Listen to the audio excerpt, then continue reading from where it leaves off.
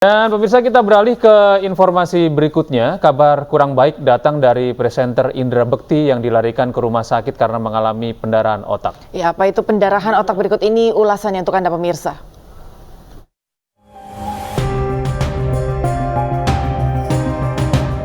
Sebelumnya, Indra Bekti melakukan kegiatan di salah satu stasiun radio lalu pamit untuk ke kamar mandi. Di kamar mandilah Indra Bekti ditemukan tidak sadarkan diri. Indra Bekti dilarikan ke rumah sakit. Dia pun harus menjalani operasi akibat pendarahan otaknya. Sebelumnya, Indra Bekti merasakan sakit kepala berkepanjangan namun tidak diperiksa ke dokter.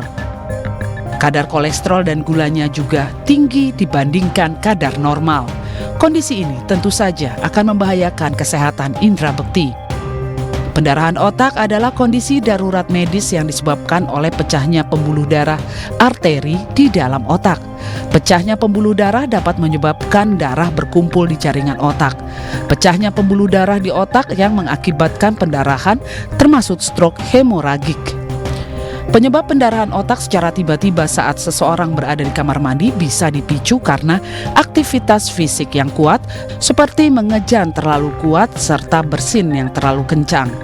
Namun, umumnya orang yang mengalami pendarahan otak ketika berada di kamar mandi sebelumnya sudah memiliki faktor riwayat tekanan darah tinggi atau hipertensi sejak lama.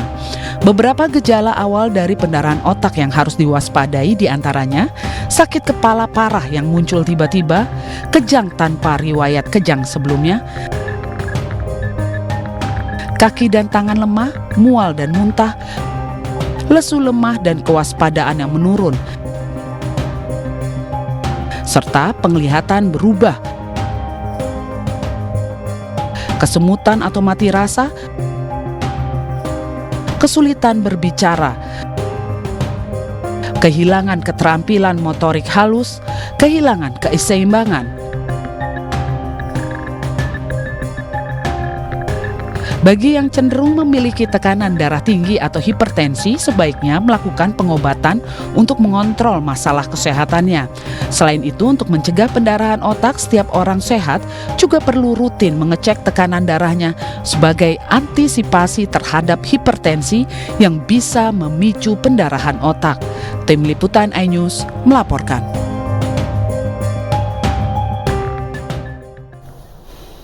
Ya pemirsa, apakah yang menjadi penyebab pendarahan otak dan bagaimana mencegahnya? Saat ini kita akan membahas lebih dalam dengan dokter spesialis saraf dari Rumah Sakit Bunda Jakarta, Dr. Indah Citra. Dr. Indah, selamat siang.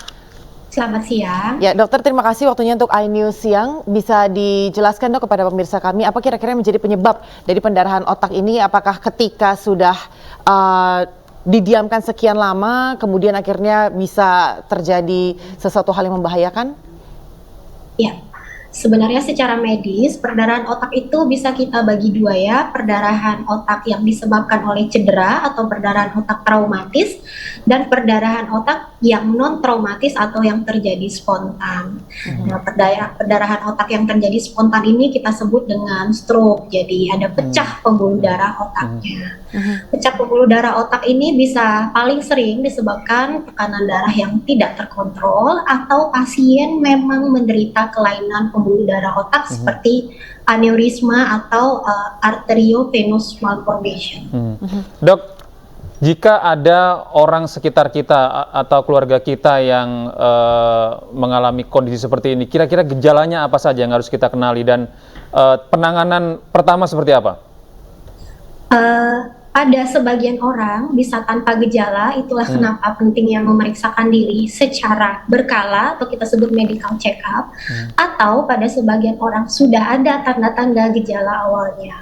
Misalnya menderita sakit kepala yang tidak kunjung sembuh, atau sudah mulai ada tanda-tanda stroke seperti lemas sebelah badan, mulut mencong, bicaranya jadi peluh, gangguan keseimbangan dan lain-lain. Iya. Kalau terjadinya hipertensi dan sakit kepala yang berkepanjangan, dok, kira-kira penanganan yang paling dini harus seperti apa, dok? Ya, mengenai hipertensi pada awalnya tidak bergejala. Jadi hipertensi ini merupakan silent killer.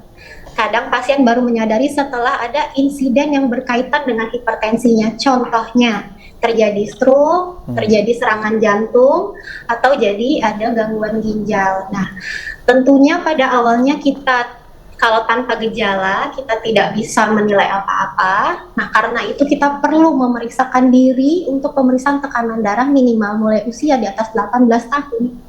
Dan kalau untuk sakit kepala sendiri, kalau seandainya sakit kepalanya ringan, hanya sesekali, membaik dengan obat biasa, mungkin masih bisa ditangani sendiri. Tapi kalau sudah sakit kepalanya terlalu sering kambuhnya, kemudian sudah mengganggu produktivitas sehari-hari, ada baiknya sakit kepala tersebut diperiksakan karena salah satunya bisa disebabkan oleh gangguan di otak. Ya, terima kasih Dr. Indah Citra, spesialis saraf Rumah Sakit Bunda Jakarta atas informasi Anda.